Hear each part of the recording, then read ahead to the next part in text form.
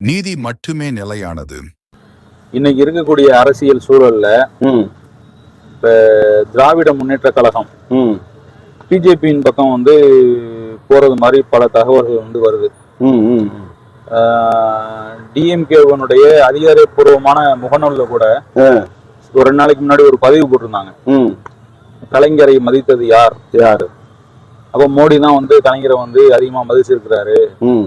அவர் உடம்பு சரியில்லாத போது யாருமே வந்து பார்க்கல, மோடி வந்து கோபாலபுரம் வீட்டுக்கு வந்து பார்த்தாரு.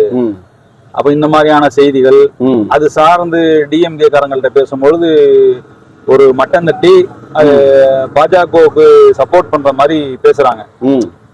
அப்ப வரக்கூடிய காலங்கள்ல வந்து இந்த திமுகவினுடைய பாசிச எதிர்ப்பு கொள்கை வந்து இப்ப பாசிச ஆதரவு கொள்கையா மாறுறது மாதிரியான ஒரு போக்கு வந்து நிலவுது. இது இப்படித்தான் இருக்குமா, இல்ல முழுமையாகவே பாஜகவை சார்ந்து இனிமே செயல்பட போறாங்களா? இல்ல இனிமே வந்து அவங்களுக்கு வேற வழியே இல்ல. காரணம், விஜய் வந்து அங்க இருந்த மதசார்பற்ற கட்சிகள் அனைத்தையுமே அங்கிருந்து எடுத்துட்டாரு. விசிகாவில இருந்து, காங்கிரஸ்ல இருந்து, கம்யூனிஸ்டுகள்ல இருந்து எல்லாருமே போயிட்டாங்க. இவங்க தான் வந்து மதசார்பற்ற சக்திகள்ன்றது வந்து முழுக்க முழுக்க டிஎம்கே கிடையாது. இவங்க தான் வந்து மதசார்பற்ற சக்திகள். இப்போ தாவேகா கூட்டணி தாவேகா கூட்டணிக்கு அவங்க போயிட்டாங்க. இப்ப இருக்கிற தாவேகா கூட்டணி தான் மதசார்பற்ற சக்தி. ஏன் சொல்றேன்னு சொன்னா, டிஎம்கே கூட என்ன செஞ்சிருக்கு, இதுக்கு முன்னாடியே பிஜேபியோட கூட்டணி வச்சிருக்காங்க. அது எப்போ வச்சிருக்காங்கன்னு சொல்றதுதான் நம்ம கவனிக்கணும். எந்த சூழல்ல வச்சாங்கன்னா, அந்த குஜராத் படுகொலை நடந்தது இல்ல, அதாவது 3000 பேர்கிட்ட கொல்லப்பட்டாங்க. ரொம்ப மோசமான காலகட்டம் அது. முஸ்லிம்களுக்கு பெரிய இந்தியாவுல சோதனையா அந்த காலகட்டம் தான். அந்த நேரத்திலே டிஎம்கே வந்து என்ன செஞ்சிச்சு, அவங்களோட கூட்டணி வச்சுச்சு. கம்யூனிஸ்டுகள் வந்து அப்போ வந்து பாரதிய ஜனதா கட்சி பார்லிமெண்ட்ல வந்து அவங்களுக்கு எதிராக வந்து ஒரு ஓட்டெடுப்பு தீர்மானத்தை கொண்டு வருது. அப்போ வந்து அதை வந்து டிஎம்கே வந்து ஆதரிச்சது. புரியுதா? அதை ஆதரிச்சு என்ன பண்ணுச்சு, அது வந்து ஓட்டு போட்டுச்சு. அதாவது பிஜேபிக்கு ஆதரவா செயல்பட்டுச்சு பாராளுமன்றத்திலே. அப்ப முரசொலி மாறன் தலைவரா இருந்தாரு. அந்த இதுக்கு டெல்லியுடைய டிபார்ட்மெண்ட்டை பாக்குறதுக்கு அவர் இருந்தார். அந்த நேரத்தை அது கூட்டணி வச்சதுனால இனிமே உள்ள சூழலை இவங்க வைக்கிறதுக்கு அதிக வாய்ப்பு இருக்கு. காரணம் வந்து, ஒரு அரசியல்ல ஒரு நிகழ்வு நடக்க போகுதுன்னு சொன்னா அது முன்னாடியே ஒரு அறிகுறிகள் வரும். நமக்கு எப்படி உடம்பு சரியில்லாம போகும்போது முன்னாடியே நம்மளுக்கு சில அறிகுறிகள் காட்டும்ல. ஒரு பெரிய ஜுரம் வர்றதுக்கு முன்னாடியே மூக்கடைப்பு ஏற்படும், தலை லேசா வலிக்கும், உடம்பு வலிக்கும். என்னடான்னு பார்த்தா கரெக்டா 2 நாள் கழிச்சு நம்ம படுத்துக்குறோம் வீட்டுல. அது மாதிரி இப்ப அந்த மாதிரி அந்த அறிகுறிகள் இருக்குல்ல, அந்த சூழல்லாம் வந்து இப்போ கரெக்டா அப்படியே எல்லாம் ஒன்னா சேருது. அது இந்த மாதிரி கொஞ்சம் கொஞ்சமா இதுமாகும் போது மக்களுடைய மைண்ட் செட் வந்து பாஜகவோட கூட்டணி வைக்க போறாங்க அப்படின்றது. ஏன்னா அவங்களுக்கு ஒரு வழி இல்லை. எந்த கட்சி இருக்கு இப்ப நல்லா சிந்திச்சு பார்த்தா தேமுதிக தான் இருக்கு. ஆமா, அவங்களும் தனி கட்சி தான், தனி சின்னத்துல ஜெயிச்சவங்க தான். அதனால அவங்களும் எப்ப வேணா கூட என்ன செய்யலாம், எப்படி போய்க்கலாம், வாய்ப்பு இருக்கு. அவங்க கூட நம்பி அவங்க இருக்க முடியாது. அதனால அவங்களுக்கு வேற வாய்ப்பும் கிடையாது. 2வது, இப்போ வந்து அவங்க இங்க எதிர்கட்சியா இருக்காங்க. பல்வேறு ஊழல் வழக்குகள்லாம் வேற இருக்கு. அதுல எல்லாம் டிஃபென்ஸ் பண்ணணும், தன்னை தற்காத்து கொள்ளணும் அப்படின்னு சொல்லி டிஎம்கே நினைச்சா அதுக்கு வந்து பிஜேபியோட வாஷிங் மிஷின் தானே ரொம்ப அதுக்கு தேவை. ஆமா ஆமா. அங்க போயிட்டா இப்ப அதெல்லாம் எப்படி தெரியுமா பண்ணிடுவாங்க, அரசு நடந்த அந்த டீலிமிட்டேஷன். ஆமா, டீலிமிட்டேஷனுக்கு வந்து சப்போர்ட் பண்ணி தான் வந்து டிஎம்கே சப்போர்ட் என்னன்னா, இப்படி பண்ணும் வெளிநடப்பு பண்ணிடும் அப்படின்னு சொல்றாங்க. வெளிநடப்பு பண்ணாலும் சப்போர்ட் தான். சரி, புரியுதா? டிஎம்கே கிட்டத்தட்ட இப்ப வந்து என்ன ஒரு இல்லன்னு பார்த்தாலும் ராஜ்யசபா பாராளுமன்ற உறுப்பினர்கள் எல்லாம் சேர்த்து பார்த்தாலும் எப்படியும் ஒரு 40 எம்பிகளுக்கு மேல அவங்களுக்கு இருப்பாங்க. 38-40 எம்பிகள்.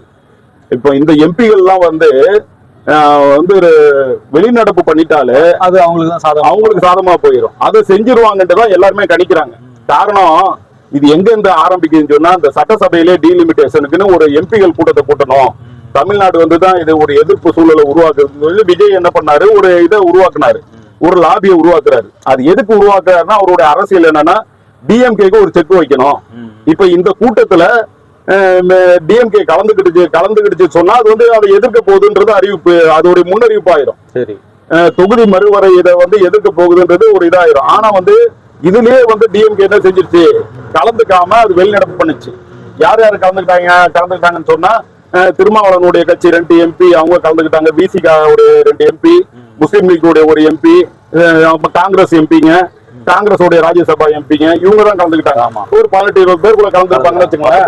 19 பேர் ஆமா அதுக்குள்ள கலந்துக்கிட்டாங்க. ஆனா டிஎம்கே தான் லார்ஜஸ்டா அவங்க கிட்ட வந்து நாடாளுமன்ற எம்பியும் ராஜ்யசபா எம்பியும் அவங்க கிட்ட தான் அதிகமா இருக்கிறாங்க. ஆனா அவங்க இதை வந்து என்ன செஞ்சுட்டாங்க, கலந்துக்க மாட்டோம்னு சொல்லி சொல்லிட்டாங்க. கேட்டா அவங்க என்னென்ன காரணமா சொன்னாங்க, இவங்க எல்லாம் சின்ன பசங்க, இவங்க அரசியலை பத்தி ஒண்ணும் தெரியாது அந்த மாதிரி சொல்லி சமாளிச்சாங்க.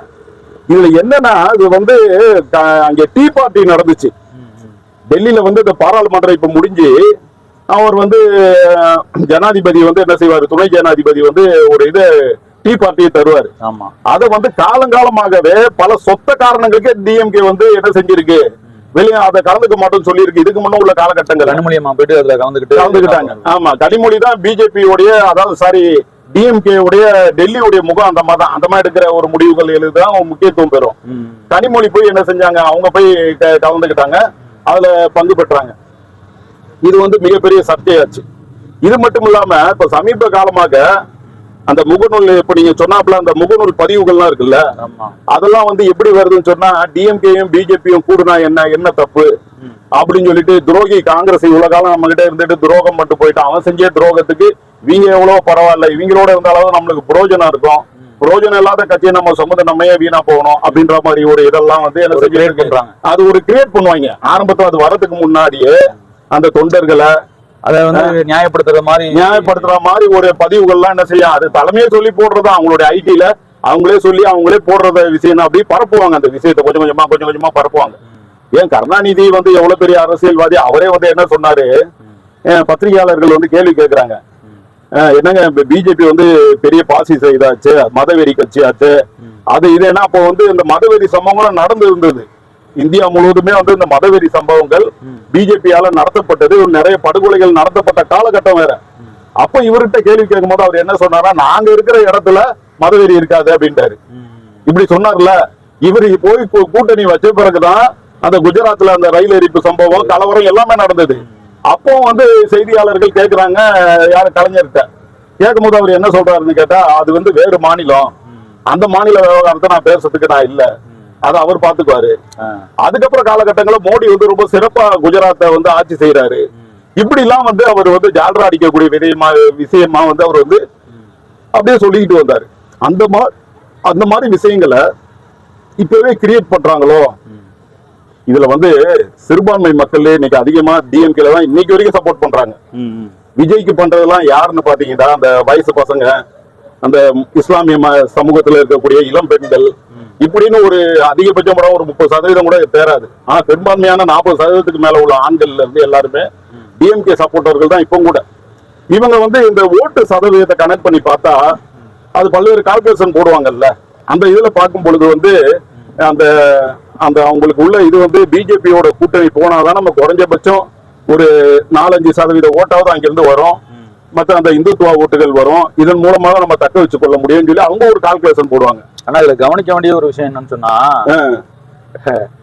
டிஎம்கேவோட இது வரைக்கும் கூட்டணி வச்ச யாரும் வந்து ஒருபட்டதா சரித்திரம் கிடையாது. கடந்த காலங்கள்ல டிஎம்கே உடைய பிஜேபி கூட இதுக்கு முன்னாடி நிறைய தமிழ்நாட்டுல நான் சொல்றேன். ஆமா, அப்ப அப்படி இருந்தும் கூட வந்து ஏன் டிஎம்கே வந்து தனித்து நின்னா கூட ஓரளவுக்கு வந்து வாக்கு வங்கி இவர்களுக்கு இருக்கும்.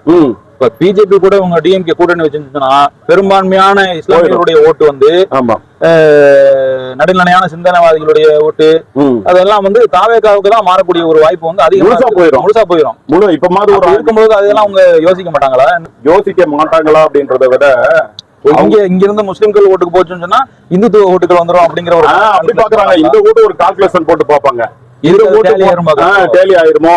இப்போ ரொம்ப முஸ்லிம்கள் வந்து விஜய்க்கு போடாததுக்கு ஒரு காரணம் என்ன தெரியுமா, இவன் எங்க ஜெயிக்க போறான், வரமாட்டான்பா, அவனே தோத்துருவான், என்ன விஜயே வந்து ஜெயிக்கிறது கஷ்டம் அப்படின்ற மாதிரி ஒரு சூழல் இருந்ததுனாலதான் விஜய்க்கு ஓட்டு போட பல பேர் யோசிச்சாங்க. இல்ல இவர் ஜெயிச்சிருவாரு, இவர் ஆட்சியை பிடிச்சிட்டா இருப்பா, முதலமைச்சர் ஆயிட்டாருந்த போது இன்னும் அவருக்கு ஓட்டு சதவீதம் கூடுறதுக்கு தான் அதிக வாய்ப்பு இருக்கு. சரி, அந்த சூழல் அப்படி இருக்கட்டும். இவங்க வந்து என்னன்னா இந்த மீதி இருக்கிற காலகட்டங்கள்ல இவங்களை தற்காத்துக் கொள்வதற்கும், பல்வேறு வழக்குகள் இருந்து தற்காத்துக் கொள்வதற்கும், அது இல்லாம பாராளுமன்ற தேர்தலில் இவர்தான் பிரதமர்னு சொல்லி கை காட்டி ஒரு இது பண்ணணும். அது வந்து பிஜேபி இன்னும் வலுவாதான் இருக்கு, புரியுதா? அதை நம்ம மறுக்க முடியாது. வர தேர்தலில் கூட இங்க என்ன எதிர்கட்சிகளும் ஒற்றுமை இல்ல, தேசிய லெவல்ல சொல்றேன், எதிர்கட்சிகள் இன்னும் ஒன்றுபடல. காங்கிரஸ் கூட யாரும் அணி திரள்ற மாதிரி அந்த இதே வரல, சூழலே காணோம், ரொம்ப குறைவா இருக்கு. இப்ப அதுக்கு வந்து இப்பவே தயாராகுவதற்கு இப்ப இவங்க தான் வந்து பிஜேபியுடைய அலைன்ஸ்ல நின்றா ஆளுங்கட்சியாக வர்றதுக்கு மத்திய அமைச்சர்களாக ஆகுவதற்கு அதிக வாய்ப்புகள் இருக்குல்ல. ரெண்டாவது இப்ப ஆதரிச்சா கூட இப்ப இந்த ஆதரவுல கூட டிஎம்கே என்ன செய்யலாம், அவங்க அமைச்சரவையில பங்கு பெறலாம். அது ஒருத்தர் தெளிவாக பேசியிருக்கிறாரு. யாரு, அனிதா ராதாகிருஷ்ணன் வந்து நாங்க வந்து மத்திய இதுல போவோம், போய் மத்திய அமைச்சர்கள் ஆகுவோம், வந்து விஜயை வச்சுக்குவோம் அப்படின்ட்டு அவரு பாதையில பேசியிருக்காரு. ஏன்னா அவருக்கு விஜய்க்கும் ஒரு தாவேக்காவுக்கும் ஒரு டஃப்பான ஃபைட் நடந்தது இல்ல அந்த காலகட்டத்துல. அவங்க கட்சியில உள்ள விவகாரத்தை அவர் வெளியே ஓப்பனாவே சொல்லிட்டாரு. புரியுதா? அதை உங்களுக்கு வந்து என்ன செய்யல, கண்டிக்கவும் இல்ல. அவர் சொன்னது அவர் கருத்து, அவர் சொந்த கருத்து, எங்களுக்கு அதுக்கு சம்பந்தம் இல்லைன்னு பொதுவா அரசியல்வாதிகள் சொல்லுவாங்கல்ல, அதை கூட வந்து என்ன செய்யல, டிஎம்கே சொல்லல. அப்ப இதெல்லாம் வச்சு கூட்டி கழிச்சு கணக்கு பண்ணி பார்க்கும் பொழுது இது மாத்திரம் இவங்க 2 பேர் மாத்திரம் இல்ல, ஆதரவு நிலையில இருக்கும்போது எப்படி சொல்ல முடியும்?